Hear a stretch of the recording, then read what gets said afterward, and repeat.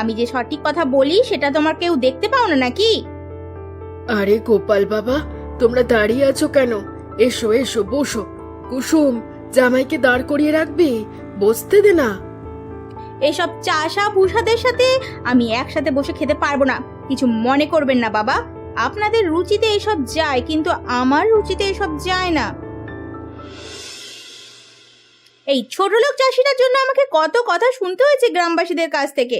আজকে আমি ওই কুসুম আর চাষিটাকে মেরে ফেলবো। ওরে বাবা গো, মা গো, জ্বলে গেলাম। কি কোথায় আছো? আমাকে বাঁচাও। জ্বলে গেলাম, পুড়ে গেলাম গো। ও বাবা গো, ওরে বাবা রে। বৌদি, কি হয়েছে তোমার?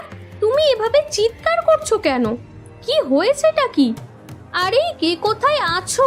ওমা, একবার রান্নাঘরে এসো তো। আমাকে বাঁচা কুসুমা, আমাকে বাঁচা। জ্বলে গেলাম গো, আমি যে আর সহ্য করতে পারছি না। কেউ ডাক্তারের কাছে নিয়ে চলো। কেউ ডাক্তারের কাছে নিয়ে চলো। আরে তুমি আগে ওঠো, তোমার পা তো দেখছি একদম পুড়ে গেছে। জল ঢালতে হবে, ঠান্ডা জল। আরে ও মা, কোথায় গেলে তুমি? তাড়াতাড়ি এসো।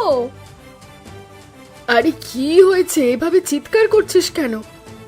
আরে দেখো, বৌদি কি অঘটন ঘটিয়েছে। তুমি তাড়াতাড়ি আমাকে একটু ঠান্ডা জল দাও, বৌদির পায়ে ঢালতে হবে যে। বৌদি, তুমি তুমি ওঠো, এখানে এসে বসো।